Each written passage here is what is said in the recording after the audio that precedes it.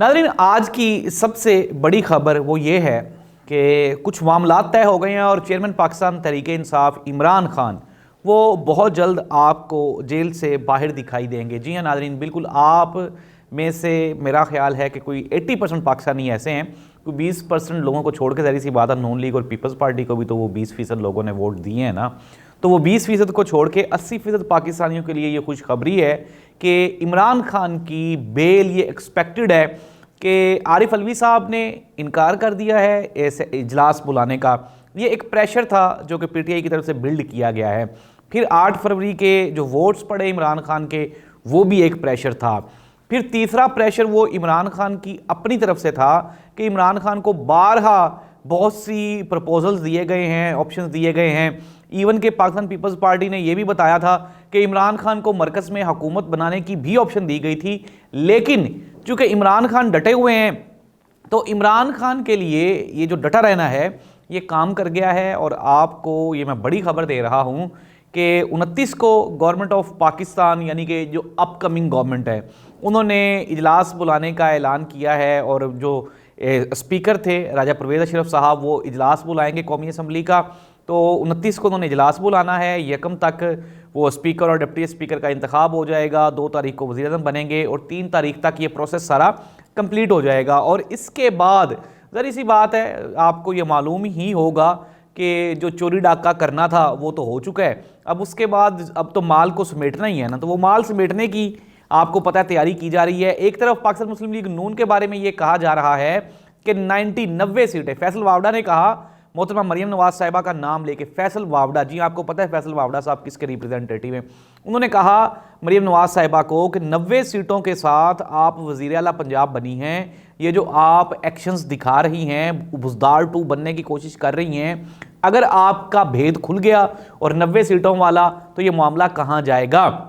तो नाज़रीन, खबरें यही हैं कि पाकिस्तान मुस्लिम लीग नून, मैं फिर दोबारा कह रहा हूं कि इन्होंने एक मरतबा गलती पहले की थी जब हमजा शहबाज शरीफ साहब को वज़ीर आला बनाया गया था, और एक गलती अब की गई है। शायद ज़री सी बात है वो टैग चाहते हैं कि लग जाए, चाहे 3 महीने के लिए हो चाहे 6 महीने के लिए।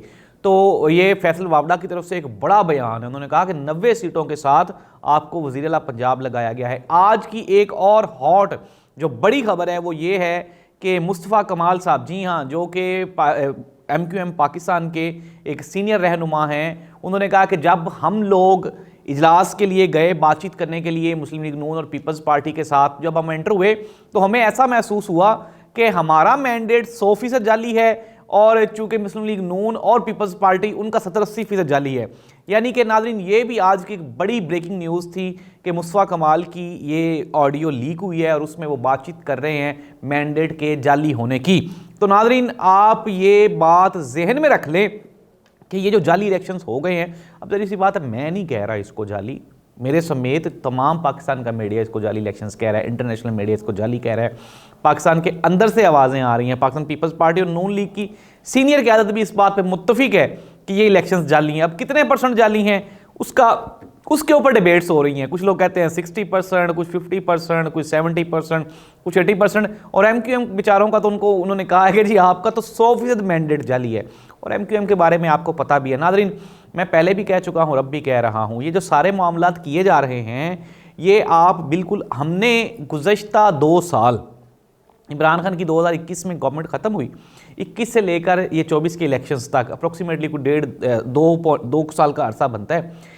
इन 2 सालों में हमने भरपूर कोशिश की, हमने से मुराद है हमारे निज़ाम ने, इस निज़ाम ने अवाम को दबाने की, अवाम को प्रेशराइज़ करने की इंतहाई कोशिश की। लेकिन फिर हमने इसका रिज़ल्ट 8 फरवरी वाले दिन देखा कि अवाम ऐसे निकली जैसे कि आप उसको रोक ही नहीं सके। और आज इतना अरसा गुजर जाने के बावजूद भी आप इलेक्शन की धांधली को वो बचाने की कोशिश कर रहे हैं। कल रिकाउंटिंग में पीटीआई की 1 सीट कम होगी। कुछ लोग ये कह रहे हैं कि पीटीआई की 8-10 सीटें कम कर दी जाएंगी। और यार, मैं तो ये कहता हूं कि आप पीटीआई से 50 सीटें भी ले लें, चाहे सारी की सारी ही ले लें। पीटीआई ने जो अपना काम करना था वो 8 फरवरी वाले दिन पीटीआई के वोटर और सपोर्टर ने वो कर दिया है। अब उस काम को रोकने के लिए आप अगले पूरे 5 साल भी लगा लेंगे तो ये नॉट इनफ ना, ये आपके लिए काफ़ी नहीं होंगे। इलेक्शन कमीशन ऑफ पाकिस्तान बुरी तरह फ्लॉप हुआ है। पाकिस्तान की जुडिशरी वो सबके सामने अयाम बेनकाब हुई है। असद तूर साहब को भी, एक ये सहाफ़ी हैं इस्लामाबाद के, इमरान रियाज खान के बाद उसको भी गिरफ़्तार कर लिया गया है।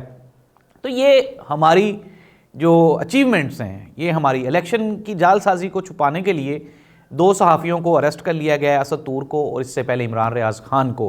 बिजली के कल फ़ी यूनिट में 7 रुपये इजाफा कर दिया गया है और केयर टेकर गवर्नमेंट जाते जाते आवाम के लिए एक तोहफे का ऐलान करके जा रही है कि पेट्रोल 4 से 5 रुपये फ़ी लीटर वो महंगा करके जाएंगे, ताकि मियाँ शहबाज शरीफ साहब जिस दिन हलफ उठाएंगे अगले दिन हो सकता है वो 10 रुपये पेट्रोल सस्ता कर दें, चूँकि प्लानिंग ये है। नादरीन, ना ही तो पंजाब में मुस्लिम लीग नून के पास डिलीवर करने के लिए कुछ है और ना ही मरकज़ में मुस्लिम लीग नून डिलीवर करने के लिए कुछ है। अच्छा, एक और झूठा बहाना जो कि हमारी आवाम के साथ बनाया जाता है कि जी हम तो कुर्बानी दे रहे हैं, आपके लिए आ रहे हैं इक़्तिदार में। भाई आप ना लें इक़्तिदार, अगर आप आवाम को डिलीवर नहीं कर सकते तो छोड़ दें इक़्तिदार। आवाम तो नहीं आपको कह रही कि आप चिमट जाएं, चिपक जाएं इक़्तिदार के साथ।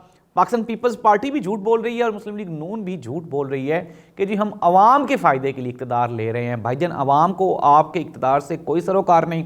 अगर आवाम को डिलीवर ही नहीं करना, आवाम ने महंगाई का बोझ खुद ही उठाना है, तो भाई आपका क्या फ़ायदा। हाँ, मैं पिछले भी 2 साल आपको ये बताता रहा हूँ, आइंदा भी बताता रहूँगा, मुस्लिम लीग नून ने 2 साल में वो चीज़ें अचीव की हैं जो वो सोच भी नहीं सकते थे। उनकी, मैं तो कहता हूँ उनकी ख्वाहिश भी नहीं थी, जो मुमकिन दिखाई नहीं देता था। अपने सारे केसेस मुआफ़ करवा लिए और फिर 2024 का पूरा इलेक्शन हाईजैक कर लिया, चोरी कर लिया। अब इससे बड़ी अचीवमेंट और क्या हो सकती है कि आपको 10% आवाम ने भी पाकिस्तान की ने वोट नहीं दिया, आप मरकज़ में भी हुकूमत बना रहे हैं और 13 करोड़ वाली आबादी वाले सूबे पंजाब पे भी आपकी हुकूमत बन गई। इससे बड़ी अचीवमेंट तो और कुछ भी नहीं हो सकती। लेकिन नादरीन, ये हमारे एक बड़े सीनियर दोस्त हैं, मेरे बड़े भाई भी हैं, अली अहमद ढिल्लों साहब, तो उन्होंने अपनी आज फेसबुक वॉल के ऊपर वो एक सरफरोश फिल्म वो शेयर की हुई थी, सबिया खानम और संतोष कुमार जी के बारे में कुछ लिखा हुआ था। तो उसमें ये था, बड़ा ज़बरदस्त वाक़या, मैं आपके साथ भी शेयर कर देता हूँ कि संतोष कुमार वो सबिया खानम के घर चोरी करने के लिए जाते हैं।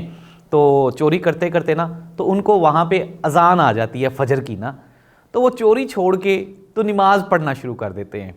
सबिया खानम जो कि उस फिल्म की हीरोइन होती हैं, वो जागती हैं तो वो देखती हैं कि संतोष कुमार नमाज़ पढ़ रहा है। जब वो सलाम फेरता है तो वो उससे पूछती है कि तुम चोरी भी करते हो, नमाज़ भी पढ़ते हो?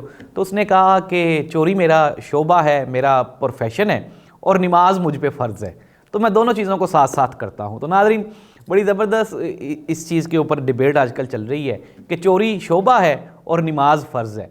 तो हमारे सियासतदान दोनों काम साथ साथ कर रहे हैं, झूठा हलफ भी ले लिया। और देखें नाज़रीन, इस बात का आप, मैं, हम सब लोगों को इल्म है, क्योंकि वोट एक ऐसी चीज़ है जो सब ने डाला है और जितने लोगों ने डाला है वो सारे के सारे हैरान और परेशान हैं कि यार हमने तो इनको वोट ही नहीं डाला, तो फिर ये किस तरह से हुकूमत पे काबिज़ हो गए हैं। तो नाज़रीन, ये कब्ज़े की हुकूमत है, छीना झपटी की हुकूमत है जो कि ज़्यादा लंबा अरसा नहीं चलेगी। अब एक बड़ा सवालिया निशान, क्या इमरान खान को छोड़ा जा रहा है तो क्या इमरान खान इनको रहने देगा?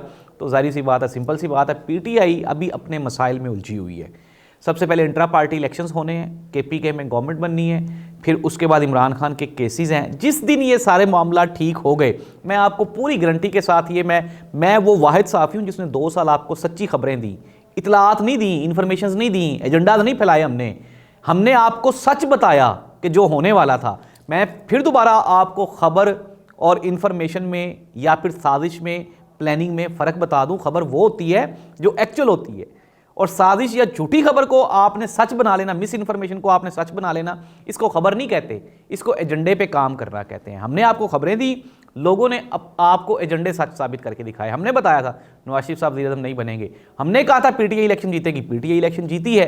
अब आपके सामने है कि पूरी दुनिया का मीडिया, पूरी यूएनओ, यूरोपीय यूनियन, अमेरिका, बरतानिया, तमाम लोग इस बात पर मुत्तफिक है कि पाकिस्तान में इलेक्शन ठीक नहीं हुए। कुछ लोगों का ये मानना है कि 2013 के इलेक्शंस में कुछ 400 के करीब कंप्लेंट्स थी, फिर 2018 के इलेक्शंस में ये 200 के करीब कंप्लेंट्स थी। अब एक मौक़िफ़ अपनाया जा रहा है जी कि 80 कंप्लेंट्स हुई हैं। और अल्लाह के बंदो, ये 80 वो कंप्लेंट्स हैं जो कन्फर्म हैं। अगर आप पूरे के पूरे इलेक्शन का ऑडिट करवाएं तो 99.9% फेक इलेक्शंस हुए। केपी में पीटीआई जीती है, मैं आपको केपी में भी कह रहा हूं, केपी में भी बहुत बड़े पैमाने पे धांधली हुई है। वो सीट्स पीटीआई जीत गई है जहां पे इनका बस नहीं चला, इलेक्शन कमीशन ऑफ पाकिस्तान का, जुडिशरी का, हमारी ब्यूरोक्रेसी का या बकाया इदारों का बस नहीं चला, वहां पे पीटीआई जीत गई। वरना तो आपके सामने है जो भी हालात हैं। अब मामलात ये हैं कि मैं फिर दोबारा आपको कंक्लूड कर लेते हैं। इमरान खान की बेल हो जाएगी, ये बड़ी खबर है। हुकूमत से हुकूमत नहीं संभाली जाएगी, ये भी बड़ी खबर है। और आने वाले दिनों में महंगाई का एक बड़ा तूफान उठेगा। साल डेढ़ साल में ये हुकूमत बिल्कुल आपके सामने सरेंडर कर देगी और ख़ुद ब खुद ये हाथ जोड़ के ये अपने घर चले जाएंगे। अल्लाह इस मुल्क का हामी और नासिर हो। इस पाकिस्तान की आवाम पे अल्लाह सुब्हान व तआला की तरफ से कोई मेहरबानी हो जाए तो हो जाए, सियासतदानों की तरफ से कोई उम्मीद नहीं है। अल्लाह हाफिज़।